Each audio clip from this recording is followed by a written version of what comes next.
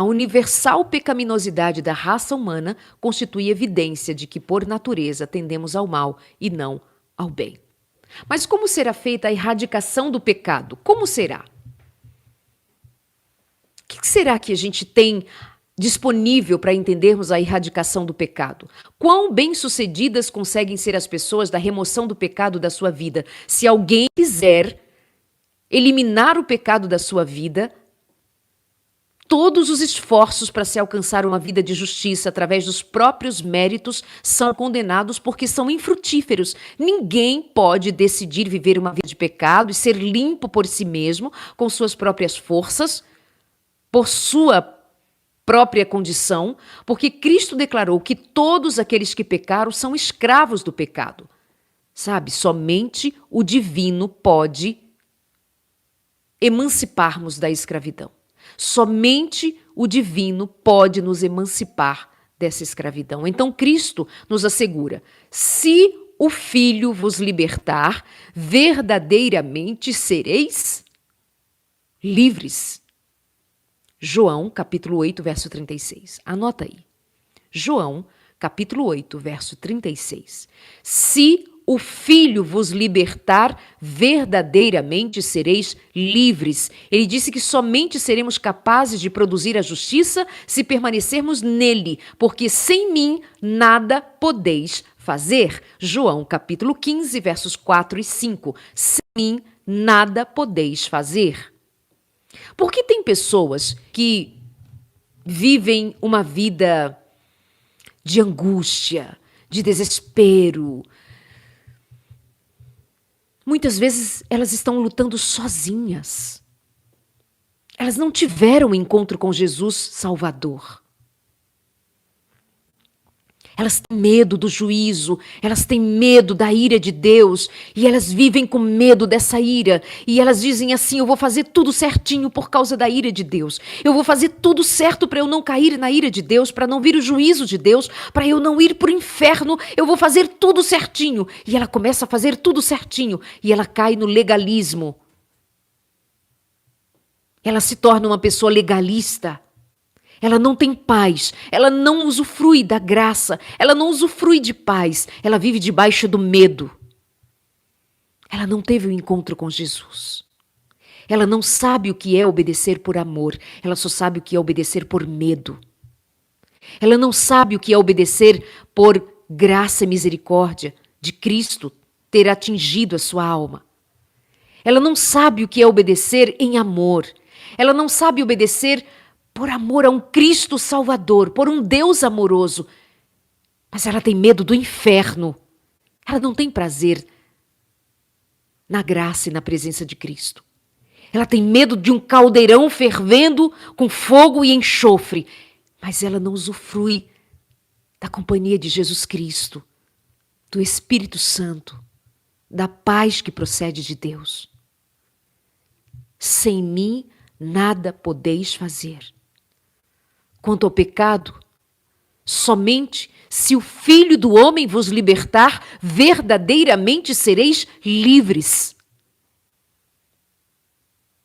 Para nos libertar da escravidão do pecado, somente Jesus Cristo, permanecendo em Cristo, porque sem Ele nada podemos fazer. Até mesmo o apóstolo Paulo fracassou na tentativa de desenvolver vida justa através dos seus esforços. Ele conhecia o perfeito padrão da lei de Deus, mas não se sentia habilitado para preenchê-lo.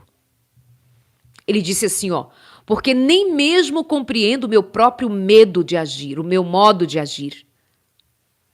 Pois eu não faço o que quero, e sim o que eu detesto. Era a luta de Paulo. Aquilo que eu quero, eu não faço, eu não consigo fazer. E eu não compreendo isso.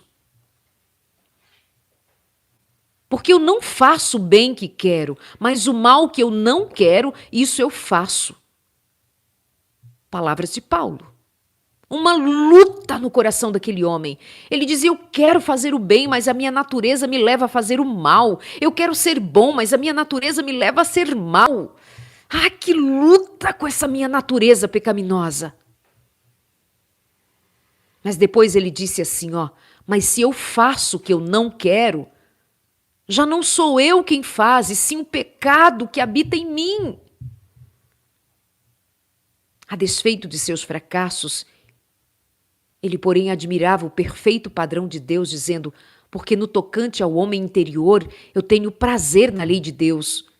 Mas vejo no meu comportamento, nos meus membros, outra lei, que guerreando contra a lei da minha mente, me faz prisioneiro da lei do pecado que está nos meus membros. Você vê a luta de Paulo, a natureza pecaminosa lutando com a sua mente que já entendia que Deus era bom, que Deus era amor, que Deus era santo, que Deus era justo. Você pensa, você sabe o que é justiça, o que é bondade, o que é amor, mas quando você vê, você está agindo com violência, você está agindo com maldade, você está agindo de maneira contrária àquilo que você pensou sobre ser uma vida santa, justa. Uma luta entre a nossa natureza carnal e a nossa natureza espiritual. Paulo finalmente, e ele vai dizer assim, ó, desventurado homem que sou, quem me livrará do corpo desta morte? Romanos, capítulo 7, verso 15, 19, versos 20, 22 a 24. Quem me livrará do corpo desta morte?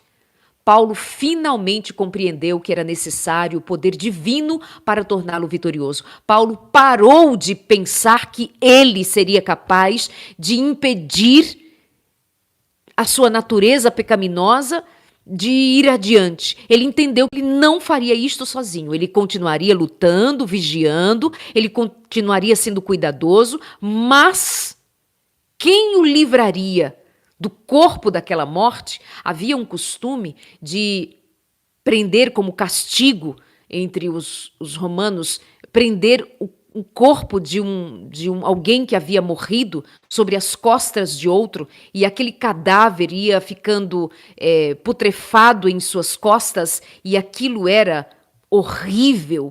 Paulo então faz uso dessa expressão: quem vai me livrar do corpo desta morte? Mas ele entendeu que seria por meio de Cristo. Deixou de lado a vida segundo a carne e começou uma nova vida de acordo com o Espírito. Romanos 7, 25 e Romanos 8, verso 1. Essa nova vida segundo o Espírito é transformador, o dom de Deus. Através da graça divina, nós que estamos mortos nos delitos e pecados, nos tornamos vitoriosos em Cristo Jesus. O novo nascimento espiritual transforma de tal modo a vida, João 1, 13 e 3, verso 5, que podemos até mesmo falar em uma nova criação. As coisas antigas passam e eis que se fazem novas. 2 Coríntios 5, 17. A vida renovada, contudo, não exclui a possibilidade de cometer pecado, mas se pecarmos, temos em Cristo Jesus o advogado justo e fiel para pleitear a nossa causa. Agora já não estamos sozinhos, temos o Senhor. Nós temos o Espírito Santo. Nós temos nossas lutas, mas nós não vamos lutar sozinhos. Nós vamos lutar pelo Espírito Santo, com o Espírito Santo. E o Espírito Santo vai promover em nós os frutos do Espírito Santo. E quando os frutos do Espírito forem produzidos em nós, quando a nossa natureza espiritual crescer, se fortalecer, criar raízes, raízes na palavra, raízes em Cristo, raízes no Espírito, quanto mais profundas as raízes, nossa natureza carnal se torna cada vez mais pequena, apequenada. E a nossa natureza espiritual em Cristo Jesus há de prevalecer. Essa luta contra o pecado continua, mas cada vez mais nos tornamos vitoriosos sobre os nossos pecados, sobre a natureza pecaminosa, cada vez mais, porque nós estamos nos alimentando da palavra de Cristo, do Espírito. Nós estamos nos fortalecendo, sendo fortalecidos em Cristo. E a nossa tendência para o pecado cada vez mais será vista como quem tem sabedoria para dizer: este caminho é caminho largo, por ele eu não ando. Eu não vou dar aos meus desejos pecaminosos, às minhas vontades pecaminosas, aos meus comportamentos, aos meus pensamentos, não vou deixá-los sem freios.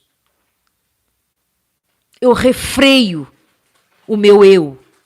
Mas não é com a minha força, não é com a força do pensamento, não é preso à minha angústia de luta, de dor. Eu tenho Cristo, eu tenho Espírito, eu tenho paz. A minha luta é com Cristo, é com oração, é com jejum, é com a busca da palavra, é com a busca do poder de Deus para a minha vida, porque em Cristo Jesus nós temos vitória sobre o pecado. Em Cristo Jesus somos mais que vencedores.